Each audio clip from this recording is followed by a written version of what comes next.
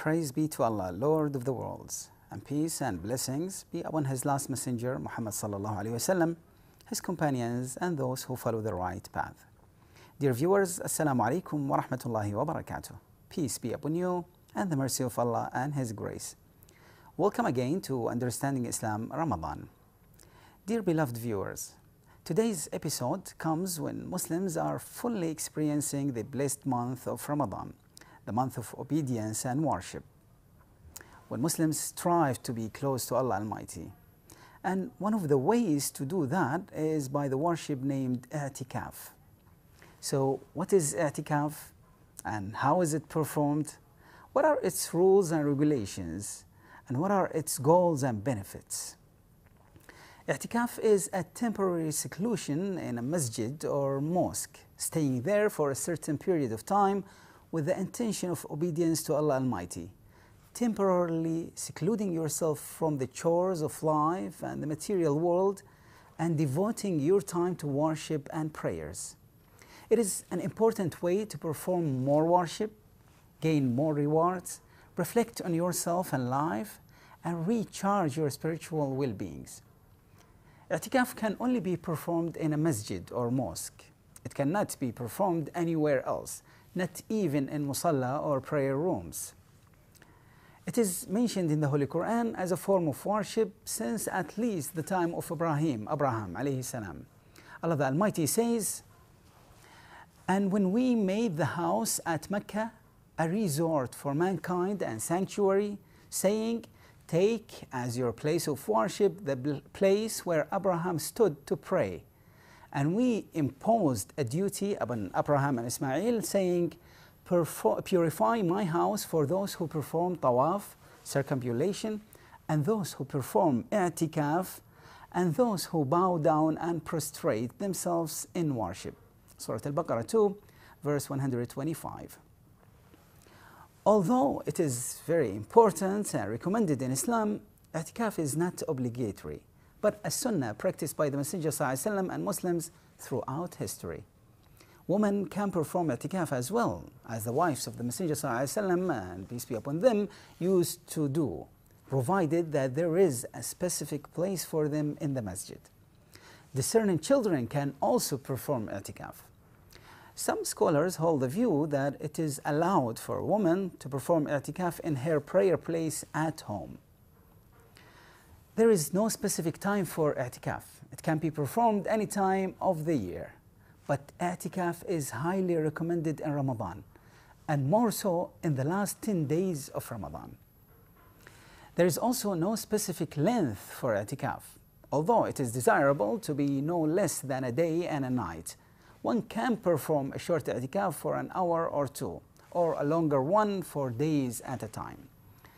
The Messenger ﷺ started making i'tikaf in the first 10 days of Ramadan, then the second 10 days of Ramadan, and finally the last 10 days of Ramadan.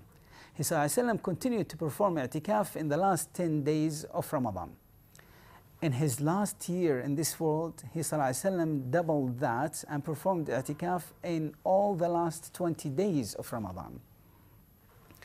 When intending to perform i'tikaf in the last 10 days, one should enter the masjid with the intention of i'tikaf before the sunset of the 20th day of Ramadan. And he should remain in the masjid till the sunset of the last day of Ramadan, that is, the night before the festival. One can also stay in the masjid till the following Fajr prayer, then leave after Fajr to prepare for Eid or the festival. There are requirements for the person getting in the state of i'tikaf. After the intention of i'tikaf, the most important requirement is the major ritual purity for both men and women. If a case of an impurity happens, they must perform the major purification, then continue the i'tikaf. It is allowed to end the state of i'tikaf at any time. If one wants to return back to i'tikaf, he must make a new intention, then enters the masjid. When in the state of i'tikaf, one is not allowed to leave the masjid except for a real necessity. One cannot leave the masjid to visit a sick friend or attend a funeral, except if he made a condition when he started the i'tikaf to be able to do that. Leaving the masjid at any time when there is no need breaks the state of i'tikaf. Dear viewers, we will return soon with morals on the spiritual benefits of i'tikaf, so stay with us. Welcome back to Understanding Islam. Dear viewers, everybody needs sometimes to himself to think about their life and their actions, to meditate in seclusion, away from the hectic, busy lifestyle that most people live nowadays. When in the state of i'tikaf, one should free themselves from all outside thoughts, problems, and desires. I'tikaf is not an escape from life and its needs and demands, but a temporary seclusion to recharge your soul and spirit.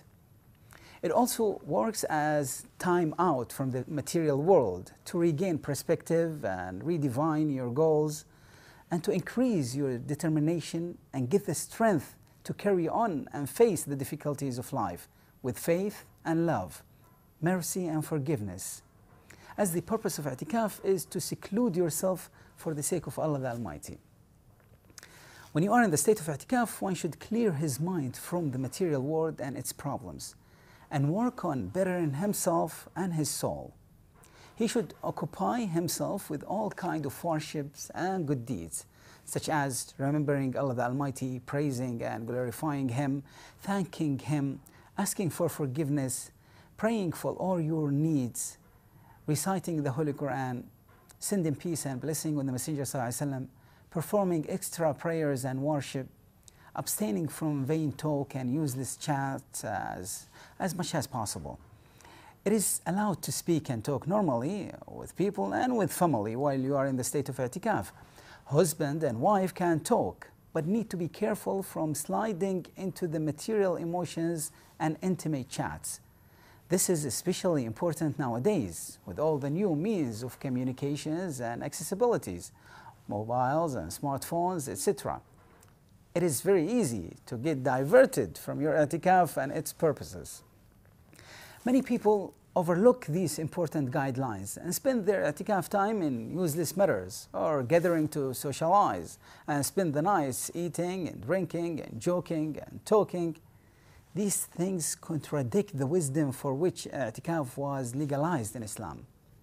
The wisdom behind i'tikaf is to completely devote yourself to the worship of Allah Almighty, forsaking worldly matters and the material desires, and trying to imitate the angels who worship Allah Almighty all their times and all their lives without rest.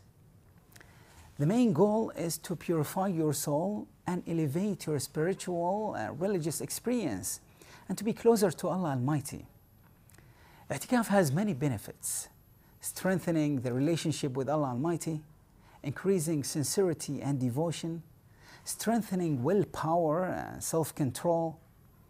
It is not a refusal of life and enjoyment, but more like a vaccine injection to increase immunity against sins, whims, and wrong desires, putting you back in control of your life and future. Dear fasting brothers, we should practice this sunnah and avail this great opportunity, turning our hearts and souls to Allah Almighty in obedience and humbleness, so that when we get out from i'tikaf, we have increased our belief, strengthened our faith, gained more piety, and get closer to Allah Almighty. Dear viewers, we supplicate to Allah Almighty to grant us success in this great month, to facilitate i'tikaf for us, and to grant us Laylatul Qadr. Ameen. See you tomorrow, inshallah. Assalamu alaikum wa rahmatullahi wa barakatuh. Peace be upon you, and the mercy of Allah and His grace.